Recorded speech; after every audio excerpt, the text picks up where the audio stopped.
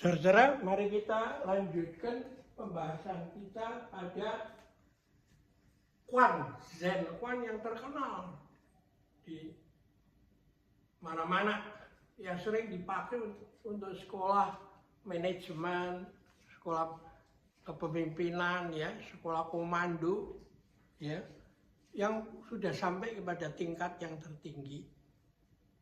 Ceritanya hanya Quan-nya simpel aja. Sang guru mengatakan pada muridnya, kalau dua tangan bertepuk, maka terdengarlah suara. Sekarang kamu pecahkan suara the sound of one hand clapping ini. Bagaimana nih suara dari ini? Kan tidak ada suara. Tapi padahal ini ada suara kalau begini. Jadi ketika Anda sebagai pimpinan, Anda bisa berpikir if I were bawahan. Ketika Anda menjadi bawahan, Anda bisa mengerti, memahami masalah daripada pimpinan.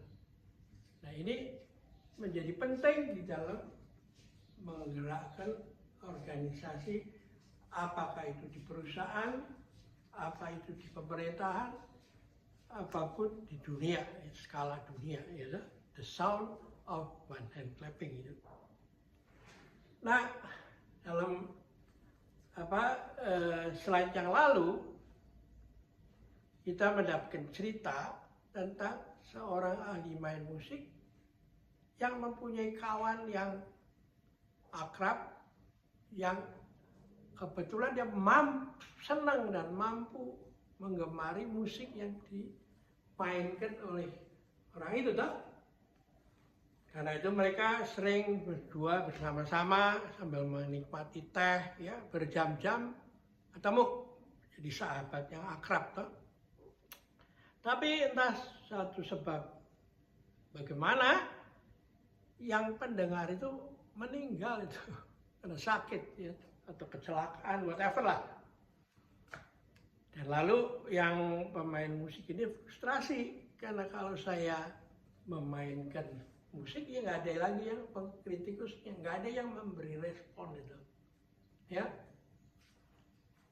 Nah, inilah inti daripada pengembangan mengapa demokrasi dalam arti ini menjadi penting. Ini demokrasi menurut kearifan kuno, bahwa Anda membutuhkan.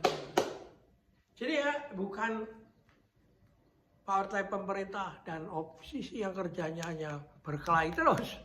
Ya toh, saya jatuhkan 5 tahun lagi, saya jatuhkan lagi, apa yang program saya jelek, saya kritik. Nah, itu mah demokrasi yang masih belum matang, kan? Nah, karena itu kalau demokrasi kita mau diselamatkan, ya, maka mereka harus kembali kepada demokrasi the sound of one hand clapping ini, ya. Kalau enggak, ya terus-menerus bertarung seperti yang kita lihat sekarang ini, kan? Nggak habis-habisnya.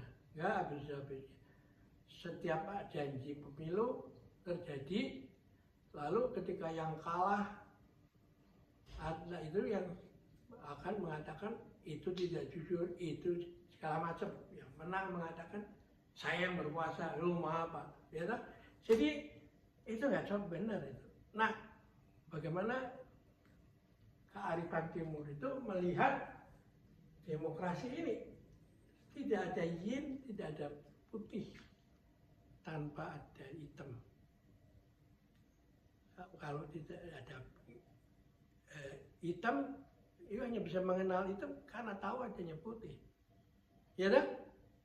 Kalau ini di kutub utara atau selatan yang bisa lebih dari setengah tahun siang dan malam, itu kan ada kebingungan, kan? Ini hari apa?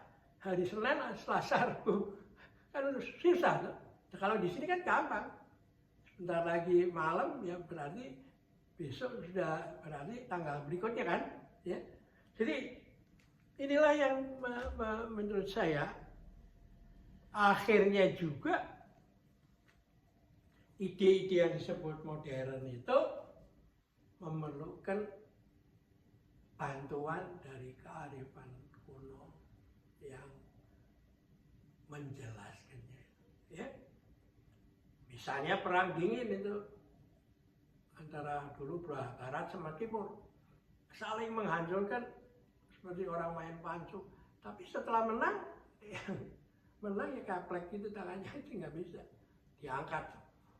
Yang dorong-dorongan, kalau dia yang satu kalah, ya dia sendiri sempoyongan. Nah, lalu mencari lagi lawan lagi ya supaya bisa mau ini. Lalu dunia ini ya pasti ribut terus kan, ya. Sedangkan yang benar adalah yin dan yang. Dan lalu kalau dikembangkan menjadi bahan yang hidup di alam semesta itu ya dianggap ada yang organ disebut kayu, lalu logam api air, lalu tanah, ya. Nah, 5 unsur ini saling menghidupi dan membatasi itu, ya. Karena hanya dengan demikian lalu kehidupan bisa bergulir, ya. Dan karena itu ya ada kemajuan. Tapi kalau selalu begini, mau the fittest menangnya, ya, tidak pernah bisa terjadi kan? Ya, kita akhirnya kehilangan kebingungan sendiri. Udah mengekspos suatu konsep demokrasi, tapi nggak bisa ngisi.